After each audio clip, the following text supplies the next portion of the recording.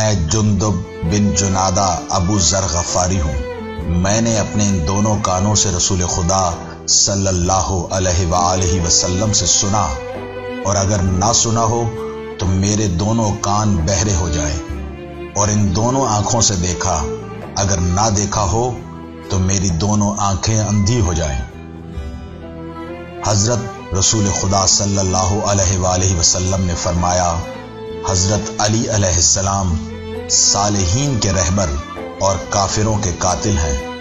جو اس کی مدد کرے گا اس کی مدد ہوگی، جو ان کی مدد کرنے سے دریغ کرے گا وہی پریشان ہوگا، اور جو اس کی ولایت کا منکر ہوگا وہ ملعون ہوگا۔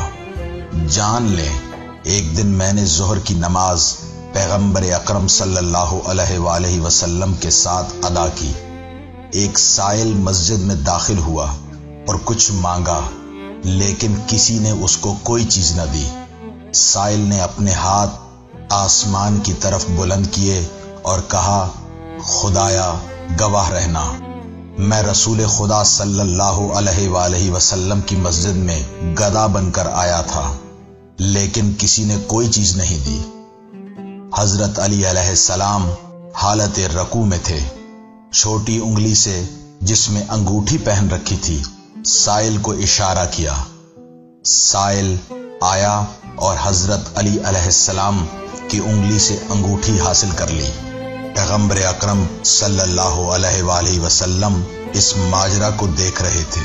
جس وقت علی علیہ السلام کی نماز ختم ہوئی، پیغمبر اکرم صلی اللہ علیہ وآلہ وسلم نے اپنے سر مبارک کو آسمان کی طرف بلند کیا اور فرمایا، پروردگار، میرے بھائی موسیٰ نے بھی تجھ سے دعا کی تھی اور کہا تھا کہ پروردگار تو میرے لیے میرے سینہ کو کشادہ فرما اور میرے کام میرے لیے آسان کر دے اور میری زبان کی گرہ کھول دے، تاکہ لوگ میری بات اچھی طرح سمجھ لیں، اور میرے خاندان میں سے میرے بھائی ہارون کو میرا وزیر بنا دے، اس کے ذریعے سے میری پشت کو مضبوط کر دے اور میرے کام میں اس کو میرا شریک بنا۔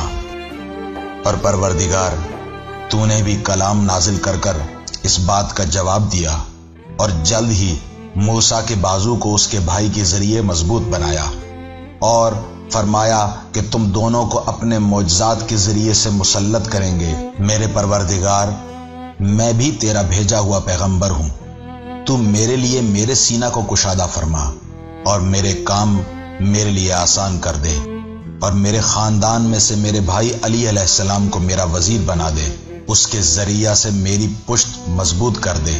ابو ذر کہتے ہیں، ابھی رسول خدا صلی اللہ علیہ وآلہ وسلم کی دعا ختم نہیں ہوئی تھی کہ حضرت جبریل علیہ السلام خدا کی طرف سے یہ آیت لے کر نازل ہوئے، انما ولیکم اللہ ورسولہ والذین آمنوا الذین یقیمون الصلاة ویؤتون الزکاة وہم راکعون۔